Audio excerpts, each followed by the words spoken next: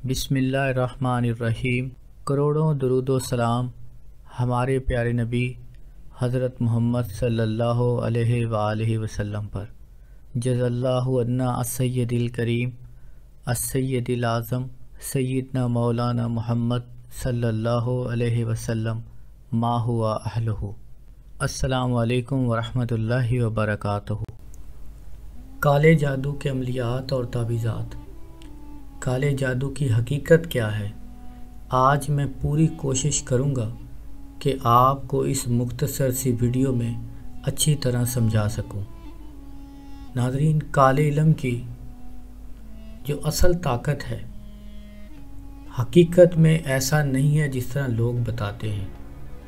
ہم مسلمان ہیں الحمدللہ، اور ہمارا یقین اللہ پر ہے، اور ہمارا یہ بھی یقین ہے کہ ہم ایک مرتبہ پڑھتے ہیں اعوذ باللہ من الشیطان الرجیم تو شیطان بھاگ جاتا ہے۔ کالے علم کے پیچھے جو ہے وہ شیطانی طاقتیں ہوتی ہیں۔ لوگوں کی نظر میں کالا جادو جو ہے وہ بہت بڑی کوئی بلا ہے، حالانکہ اس طرح نہیں ہے۔ یہ ایک معمولی سا علم ہے، لوگوں نے کالا جادو کہہ کر اس کو اپنے سر پر اٹھا لیا ہے۔ اگر کوئی بندہ مسلمان ہے، کامل یقین ہے اس کے اندر، تو کالے جادو کی طاقت اس کا کوئی نقصان نہیں کر سکتی۔ اللہ پاک نے قرآن میں ایک ایسی آیت نازل کی ہے جس کا کوئی مقابلہ نہیں کر سکتا، اور وہ آیت الکرسی ہے۔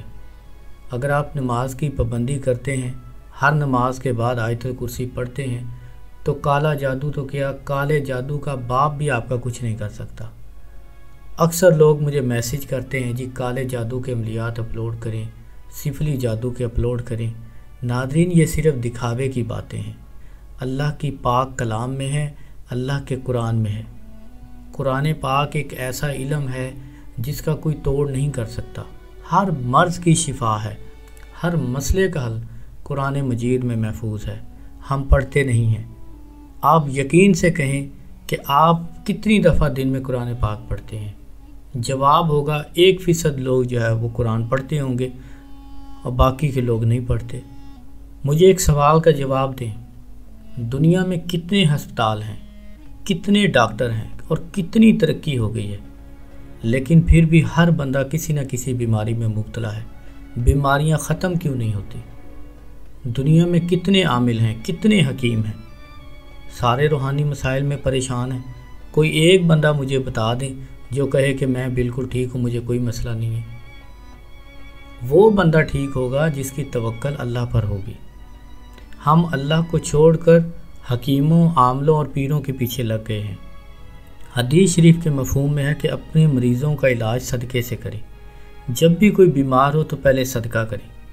ہم لوگ ڈاکٹروں پر توکل رکھتے ہیں، حکیموں پر، عاملوں پر۔ اب یہاں تک بات پہنچ چکی ہے کہ لوگ ایسے عملیات کی تلاش میں ہوتے ہیں کہ قرآن مجید کی کوئی ایک آیت یا نوری علم بتا دیا جائے، کوئی روحانی عمل بتا دیا جائے تو وہ نہیں کرتے۔ آہستہ سے کہہ دیتے ہیں جی کالے علم کا یا سفلی عمل کا بتا دیں۔ استغفر اللہ، قرآن کو چھوڑ کر آپ غیر اللہ کے پاس جاتے ہیں، یہ شرک ہے۔ غیر اللہ سے مدد لینا بھی شرک ہے۔ میرے چینل پر جتنے بھی عملیات ہیں کالے جادو کے، وہ صرف اور صرف غیر مسلم لوگوں کے لیے ہے، اور میں نے جو نوری عمل ہیں ان میں بھی کہا ہوتا ہے کہ کوئی بھی ان کو نجائز اور حرام کام کی نیت سے استعمال نہ کرے۔ کالے جادو کے عمل ہوں یہ صرف غیر مسلم لوگ کر سکتے ہیں، کیونکہ غیر مسلم لوگ قرآن مجید کو چھو نہیں سکتے، ان کو پڑھ نہیں سکتے، کیونکہ وہ ناپاک ہیں، وہ پاک نہیں ہیں۔ اس لیے تو خدا را کوشش کریں، اپنا ایمان محفوظ کریں، اپنا ایمان بچائیں، اللہ کی پاک کلام کی طرف آئیں۔ آپ دن میں 5 وقت نماز پڑھیں۔ جب بھی کوئی مشکل ہوتی، نبی کریم صلی اللہ علیہ وآلہ وسلم کثرت سے نفل پڑھتے تھے۔ آپ کو جب بھی کوئی پریشانی ہو آپ نفل پڑھیں، قرآن مجید کھولیں، اس کو پڑھیں، اللہ کے حضور رو کر گڑ گڑا کر دعا مانگیں۔ اللہ جب کسی سے راضی ہوتا ہے تو پوری کائنات کو اس کا وسیلہ بنا دیتا ہے، اور اللہ جب کسی سے ناراض ہوتا ہے تو پوری کائنات مل کر بھی اس کو فائدہ نہیں پہنچا سکتی۔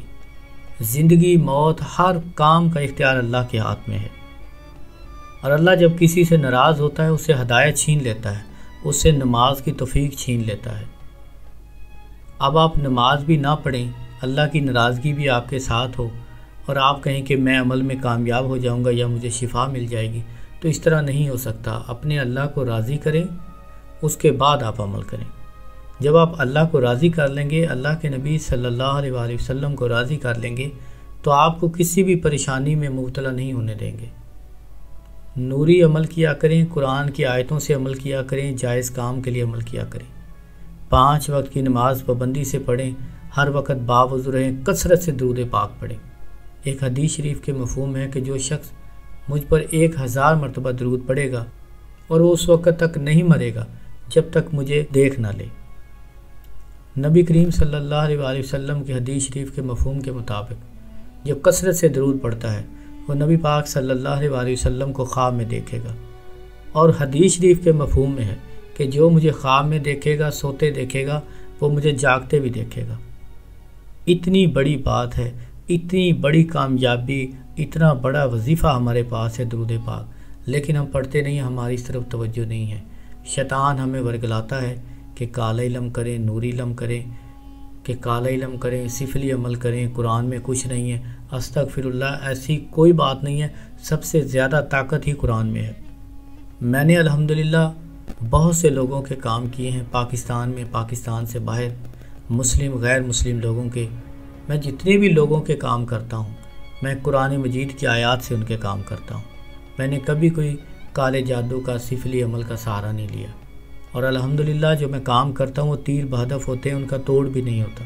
اللہ کی کلام میں طاقت ہی کچھ ایسی ہے، جب آپ پڑھتے ہیں آپ کو ثواب بھی ہے، اس میں فائدہ بھی ہے، اور مدد بھی آپ اللہ سے مانگتے ہیں، تو اللہ کی اس میں ناراضگی نہیں ہو سکتی، تو اللہ بھی اس کام سے راضی ہوتا ہے۔ آپ کی اس محنت کو دیکھ کر اللہ پر رحم کرے گا، آپ کے معاملات آسان ہو جائیں گے۔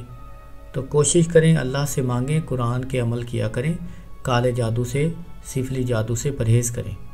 میرے چینل پر جتنے بھی عملیات ہیں کالے جادو کے، سفلی، آپ دیکھ لیں، میں نے ان میں ضرور کہا ہوتا ہے یا اوپر لکھ کر لگایا ہوتا ہے کہ یہ غیر مسلم لوگ کریں۔ آپ کچھ بھی کر لیں، جب تک اللہ آپ سے راضی نہیں ہوگا، اللہ کے نبی صلی اللہ علیہ وآلہ وسلم آپ سے راضی نہیں ہوں گے، آپ کسی بھی عمل میں کامیاب نہیں ہو سکتے، آپ جتنا مرضی زور لگا لیں۔ اب لوگ کہتے ہیں جی میں نے یہ نوری عمل کیا ہے، مجھے اس سے کوئی فائدہ نہیں ہوا۔ استغفر اللہ، اس کا مطلب کہ اس کی طاقت ختم ہو گئی، قرآن مجید کی طاقت ختم ہو گئی، اس کی آیتوں کی طاقت ختم ہو گئی۔ ایسا بالکل نہیں ہے، ہمارا ایمان کمزور ہے، قرآن کی طاقت بھی وہی ہے۔ اللہ پاک فرماتے ہیں، مفہوم ہے کہ اگر میں یہ قرآن پہاڑ پر نازل کرتا تو پہاڑ ریزہ ریزہ ہو جاتے۔ ہمارا یقین اور ہمارا ایمان ختم ہو گیا ہے۔ اگر کوئی کہے کہ مجھے قرآن کی آیتوں سے فرق نہیں پڑتا، مجھے کوئی کالا جادو بتائیں، تو آپ خود سوچیں اس انسان کو میں کیا کہوں۔ کتنی اللہ کی ناراضگی ہے۔ اللہ کی ناراضگی مول نہ لیں، اللہ سے صلح کریں، اللہ سے مدد مانگیں۔ اللہ 70 ماؤں سے زیادہ پیار کرتا ہے۔ کوئی بھی مسئلہ ہو، میری بات آپ مانیں، آپ کو کتنی بڑی پریشانی ہو، کوئی بھی مصیبت ہو، آپ 2 رکعت نماز نفل پڑھیں، رو کر گڑ گڑا کر 3 مرتبہ کہیں، یا ارحم الراحمین، یا ارحم الراحمین، یا ارحم الراحمین، اور اپنا مقصد بیان کریں۔ انشاءاللہ اللہ آپ کو وہ بھی عطا کرے گا جو آپ نے نہیں مانگا ہوگا۔ اللہ اپنی شان کے مطابق آپ کو عطا کرے گا، آپ مانگ کر تو دیکھیں۔ ایک اور حدیث شریف کے مفہوم ہے کہ سخت بد قسمت ہے وہ جو استخارہ نہیں کرتا، یعنی اللہ سے صلاح نہیں کرتا، اللہ سے مشورہ نہیں کرتا۔ کوئی بھی کام کریں سب سے پہلے استخارہ کریں، یعنی اللہ سے مشورہ کر لیا کریں۔ اس میں آپ کو یہ فائدہ ہوگا، ایک تو وہ آپ کا کام کہ اگر وہ کام آپ کے حق میں بہتر ہوا تو اس میں اللہ پاک کی طرف سے غیبی مدد ہوگی، وہ کام آپ کے لیے آسان ترین ہو جائے گا اور گھنٹوں میں منٹوں میں آپ کا کام ہو جائے گا۔ اگر وہ چیز آپ کے حق میں نقصان دہ ہوئی، آپ کے لیے بری ہوئی، اللہ اسے آپ سے دور کر دے گا، آپ کو اس سے دور کر دے گا اور اس سے بہتر چیز آپ کو عطا فرمائے گا۔ یہ سمجھنے کی بات ہے، شیطان ورگلا دیتا ہے، اس طرف آنے ہی نہیں دیتا۔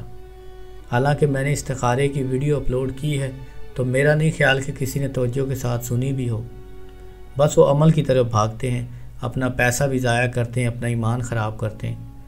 اگر یہی عاملوں سے عمل کروانے سے پہلے، کسی سے شادی کرنے سے پہلے استخارہ کر لیں کہ اے اللہ میں اس شخص سے، اس لڑکی سے یا اس لڑکے سے شادی کرنا چاہتا ہوں یا کرنا چاہتی ہوں، اے اللہ اگر یہ میرے حق میں بہتر ہے تو اس کو میرے لیے آسان کر دے۔ وہ دعا پڑھیں، اگر وہ آپ کے حق میں بہتر ہوئی تو اللہ پاک آسانی پیدا کر دے گا۔ بہت سے لوگ بس عملیات کا سہارا لیتے ہیں، محبت کی، شادی کر لی، بعد میں طلاق ہو جاتی ہے، لڑائیاں جھگڑے ہی نہیں ختم ہوتے۔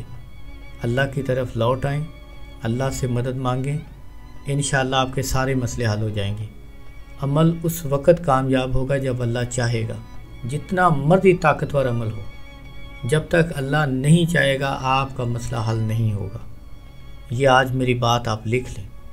کوئی بھی عمل کریں، 5 وقت کی نماز پڑھیں، کثرت سے درود پڑھیں، صدقہ کریں، اللہ سے مدد مانگیں، پھر مسئلہ حل ہوتا ہے۔ آپ ساری توجہ عاملوں کے اوپر رکھ لیتے ہیں کہ جی بس کو اچھا سا عمل بتا دیں یا آپ پیسے لے کے عمل کر دیں۔ پیسے میں بھی لیتا ہوں عمل کرنے کے، لیکن میں پہلے کہہ دیتا ہوں کہ میں کوئی گارنٹی یا کوئی دعویٰ نہیں کرتا، میں توکل اللہ پر رکھ کر کام کروں گا۔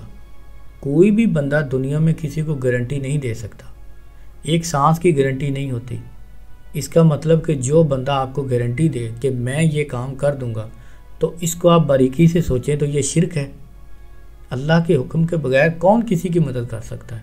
کون دعوے کے ساتھ کہہ سکتا ہے کہ میں یہ کر دوں گا؟